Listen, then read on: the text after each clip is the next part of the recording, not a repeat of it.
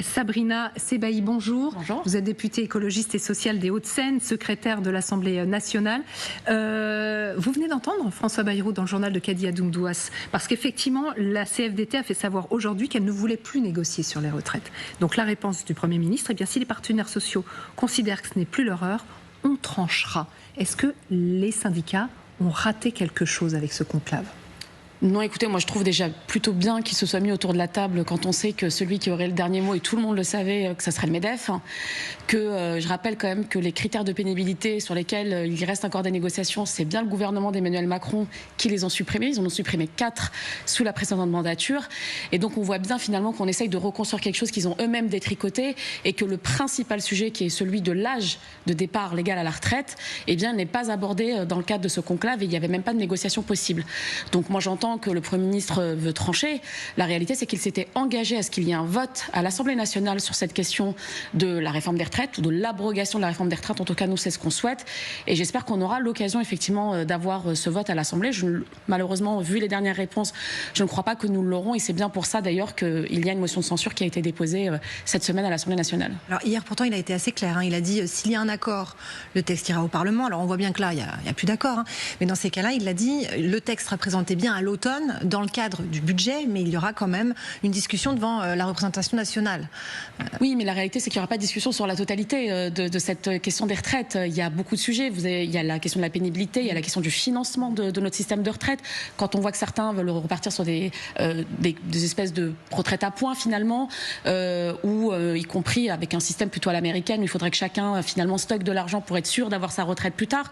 Et puis surtout, la question de l'âge de départ. Moi, je suis désolée, aujourd'hui, j'entends qu'ils pourraient dire si on pourrait partir à taux plein à 66 ans et demi. Oui. Donc on récupérait 6 mois. La réalité, pour celles et ceux qui sont partis à la retraite, c'est que quand on n'a pas cotisé, quand on n'a pas travaillé à temps plein, je pense aux femmes par exemple qui ont des carrières hachées quand elles ont des enfants ou qu'elles travaillent à mi-temps, la réalité c'est qu'elles partent déjà à 67 ans aujourd'hui à la retraite. Moi, ma mère était assistante maternelle, elle a pris sa retraite à 67 ans avec un montant autour de 450 € par mois. Donc, et c'était son taux plein. Donc on ne peut pas raconter n'importe quoi aujourd'hui aux Français en expliquant qu'on va leur offrir 6 mois. Ce n'est pas vrai. Et je crois qu'il faut retourner au débat initial qui est d'abord l'abrogation de la réforme telle qu'elle a été décidée, alors que 93% des actifs étaient contre, je le rappelle quand même, et puis la rediscuter effectivement à ce moment-là des critères de pénibilité qui ont été supprimés par Emmanuel Macron pour qu'on puisse tenir compte effectivement de la difficulté des travailleurs. Vous savez, juste avant ça, on parlait de la question des températures. On a des départements aujourd'hui où il fait 40 degrés.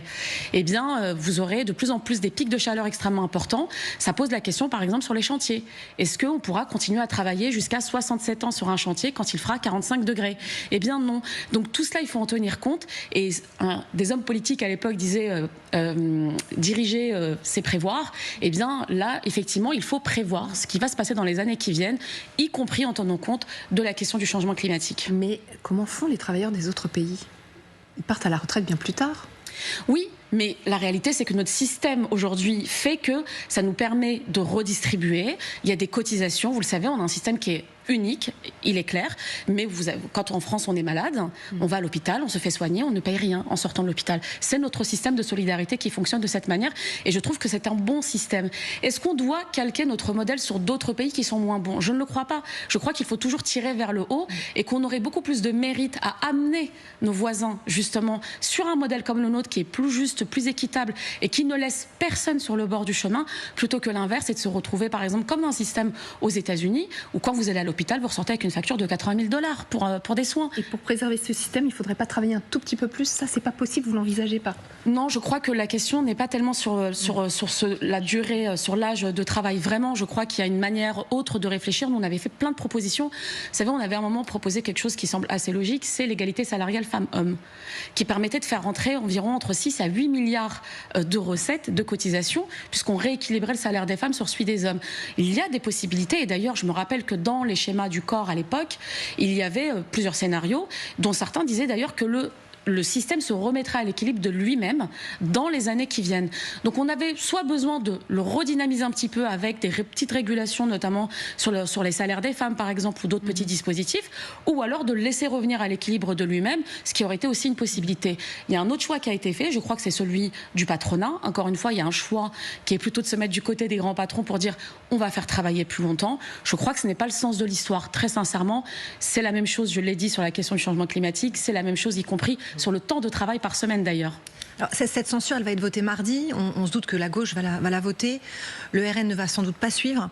On a envie de dire un peu tout ça pour ça. Est-ce que François Bayrou n'a pas réussi finalement à sauver sa tête et gagner quelques mois ?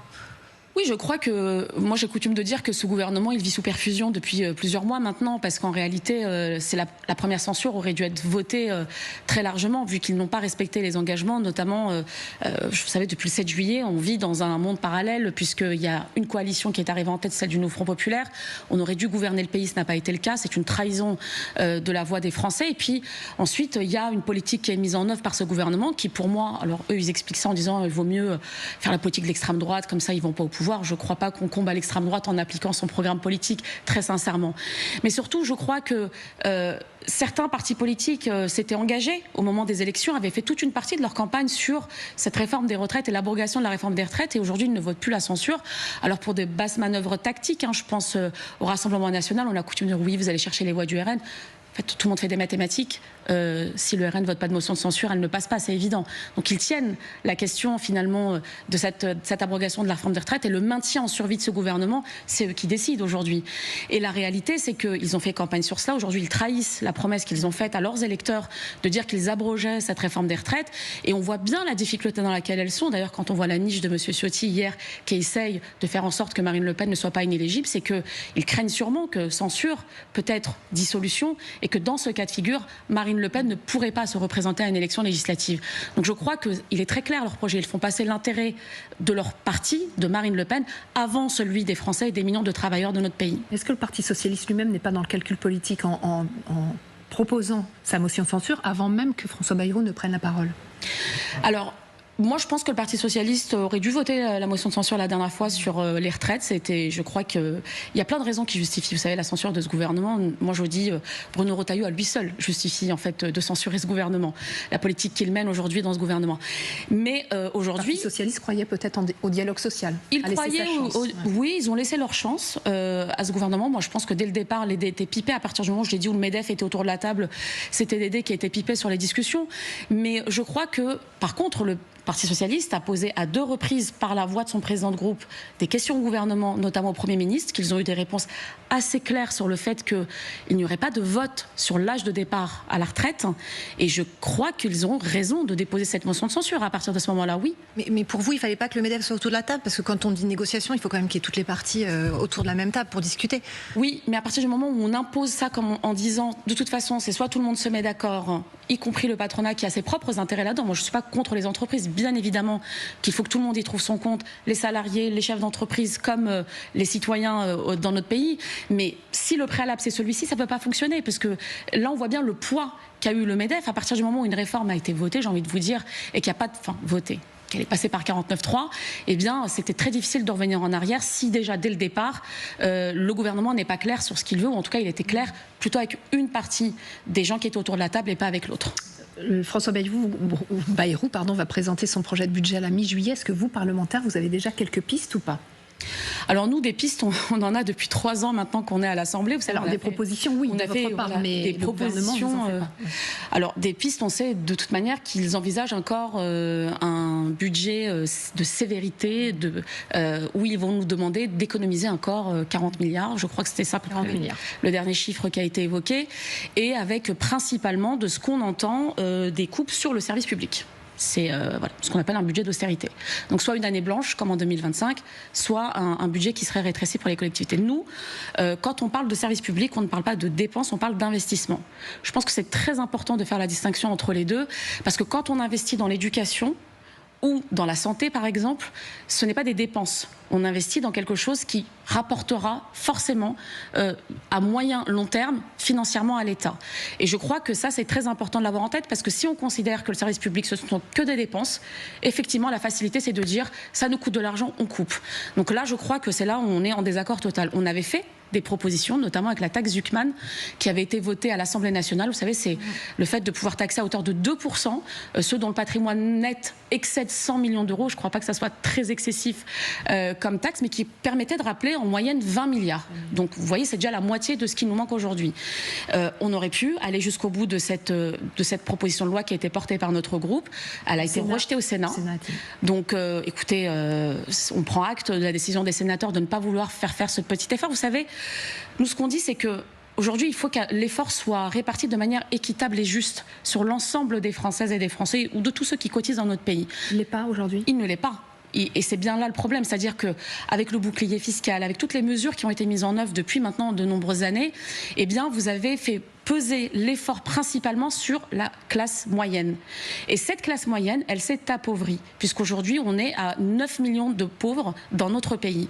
Et toute la difficulté, elle est là. C'est-à-dire que quand vous êtes, par exemple, célibataire, vous n'avez qu'une seule part, que vous travaillez, eh bien, vous payez plein pot. Quand vous êtes un jeune couple qui travaille, etc., vous payez plein pot. Et en réalité, et c'est normal, c'est le principe de la redistribution, vous avez les plus précaires qui ne payent pas, mais vous avez surtout les plus hautes fortunes de notre pays qui, eux, ne payent pas le même taux d'imposition que la classe moyenne. Et nous, ce qu'on essaye de dire, c'est qu'il faut que tout le monde participe de manière équitable pour que l'effort qui soit consenti par les uns et les autres soit acceptable, plus juste, et que surtout ça permette de faire entrer des recettes dans les caisses qui sont bien utiles aujourd'hui, je le crois. Et vous savez, j'ai évoqué la santé, mais on pourrait parler de tous les reculs sur les questions environnementales auxquels on a eu le droit ces derniers jours, et qui malheureusement, là aussi, on ne prévoit rien, puisque la réalité, c'est qu'on remet des pesticides qui sont dangereux pour notre santé. Donc on va avoir de plus en plus de malades. Vous savez, on vient de voter un registre des cancers. C'est bien d'avoir un registre des cancers. Ça serait encore mieux de travailler à prévenir les cancers, de faire en sorte qu'ils n'y arrivent pas. On a voté, par exemple, la suppression de la ZFE, alors qu'on sait que la qualité de l'air s'est améliorée en Ile-de-France et en région Rhône-Alpes. Là aussi, c'est un impact direct sur la santé. Donc toutes ces mesures qu'on détricote au fur et à mesure, elles vont avoir des impacts sur notre santé, mais aussi financièrement. Et je crois que là, il y a une responsabilité directe de nos dirigeants et des parlementaires du groupe central. On voulait aussi vous poser la question sur cette résolution que vous avez déposée, qui sera examinée mercredi. Vous demandez la suspension de l'accord d'association entre l'Union européenne et Israël. Vous demandez également un embargo sur les armes, alors que la France dit, elle, qu'il faut continuer à aider Israël à se défendre. Quelle est votre position encore là-dessus ? Est-ce qu'on pourrait quand même continuer à envisager de protéger les civils israéliens, par exemple en aidant Israël à perfectionner son dôme de fer, ou même là-dessus, il faut tout arrêter ? Je crois qu'il y a vraiment deux choses très différentes. D'abord, moi je tiens à rappeler que ce que fait Netanyahou depuis maintenant 2 ans n'a absolument pas protégé les Israéliens, au contraire. Ils sont en insécurité totale et du coup, forcément, il y a une volonté qui est normale de se protéger par rapport aux attaques telles qu'on a pu voir encore dernièrement suite au bombardement et suite au bombardement qu'il y a eu sur l'Iran. La réalité maintenant, c'est qu'on a un gouvernement qui nous dit maintenant depuis 2 ans qu'ils ne vendent pas d'armes. Sauf qu'ils vendent bien des composants qui sont montés et qui peuvent servir à tuer des Palestiniens derrière. Et c'est là toute la difficulté. Nous, ce qu'on propose, effectivement, c'est un embargo total, parce que de toute manière, ce qui a été quand même dit par la CIJ, qu'on a tendance à peut-être sous-estimer, c'est qu'il faut que les États membres et parties mettent tout en œuvre pour éviter le risque plausible de génocide. Et donc, nous avons des responsabilités. Et nos responsabilités, c'est de faire en sorte qu'aucune arme, aucun composant, aucun logiciel qui soit vendu par la France ne puisse servir à tuer des Gazaouis aujourd'hui. Même pour une arme défensive ? Mais aujourd'hui, la question ne se pose pas en termes d'armes défensives. Aujourd'hui, ce dont on parle, c'est vraiment les armes qui sont utilisées pour tuer des Palestiniens à Gaza. Donc c'est bien de ça dont on parle. Et je crois que nous avons une responsabilité sur ce qui se passe. Et le fait, vous savez, quand il y a eu l'agression de la Russie sur l'Ukraine, immédiatement, et c'est tout à fait normal, le droit international s'applique, l'Ukraine a le droit de se défendre et dans le cadre du droit international, toujours et de manière proportionnée. Je le rappelle, et c'est bien là peut-être où nous avons une divergence avec le gouvernement, et nous avons tout de suite imposé des sanctions à Poutine et à la Russie. Je crois que nous avons tardé à faire la même chose pour Netanyahou et son gouvernement. Et aujourd'hui, la suspension de l'accord d'association, c'est le minimum qu'on puisse demander et obtenir. On est quand même à plus de 56 000 morts. Il y a des mandats d'arrêt qui ont été émis contre des dirigeants et du côté israélien et du côté du Hamas. Nous avons une population qui est affamée, 2 millions de personnes. Vous l'avez vu, les 4 points de distribution, on était à plus d'une centaine de points de distribution. Aujourd'hui, il y a 4 points de distribution qui sont dans des zones bien ciblées sur lesquelles la population est snipée. Encore hier, il y a eu plus de 50 morts. Donc je crois que voilà, on ne peut pas continuer à regarder ce qui se passe sans agir. On ne peut pas se dire que nous ne pouvons rien faire. C'est pas vrai. La France est une grande puissance. La France a une voix qui porte. Ouais. Et c'est pour ça qu'elle œuvre pour la création de l'État palestinien et qui devait avoir lieu, cette conférence, au moment où la guerre avec l'Iran a été déclenchée. Donc il y a quand même une volonté du gouvernement à aller dans ce sens-là. Oui, alors d'Emmanuel Macron. Alors, vous savez, nous, on est très favorable à la reconnaissance de l'État de Palestine. Je rappelle qu'il y a plus de 140 pays qui reconnaissent l'État de Palestine aujourd'hui, donc il y en a beaucoup plus qui le reconnaissent que l'inverse. Seulement, ça ne réglera pas tout. D'abord, il n'y a pas de calendrier pour reconnaître cet État de Palestine. Donc, est-ce qu'on va attendre qu'il n'y ait plus de Gazaouis ? Moi, vraiment, c'est une de mes inquiétudes. Aujourd'hui, vous avez des gens qui sont affamés dans un territoire qui est totalement enclavé, fermé. Il n'y a pas de sortie possible pour eux. Ils ont la mer d'un côté, le désert, Israël et l'Égypte, où tout est verrouillé. Donc, il n'y a pas de possibilité pour eux. Est-ce que le fait de reconnaître l'État de Palestine va leur permettre demain de pouvoir, par exemple, avoir un territoire qui est totalement en continuité ? Ce n'est pas le cas. Vous avez aujourd'hui 700 000 colons qui sont installés en Cisjordanie et à Jérusalem. Donc, ça pose la question aussi de ces colons qui sont installés, qui sont d'ailleurs soutenus par le gouvernement israélien, dont certains sont armés par le gouvernement israélien. Et tout cela est une vraie difficulté aujourd'hui. Donc, bien sûr qu'il faut reconnaître l'État de Palestine, mais avant cela, je vous le dis vraiment, je crois que notre responsabilité, c'est d'abord d'obtenir un cessez-le-feu immédiat et permanent, de faire en sorte que l'aide humanitaire entre à Gaza sans aucune entrave et surtout vraiment d'arrêter ce génocide qui a lieu sous nos yeux. Et je rappelle, c'est un génocide qui, pour la première fois de l'histoire, est documenté. Oui, je sais, vous allez me dire... Des risques génocidaires. Vous en avez parlé en ces termes au début. Tout à fait. La situation a beaucoup évolué depuis la décision de la CIJ et aujourd'hui, quand même, nous avons de nombreux juristes qui s'accordent à dire que les éléments caractérisant un génocide sont clairement réunis. Merci beaucoup Sabrina Sebaï d'avoir répondu à nos questions cet après-midi sur LCI.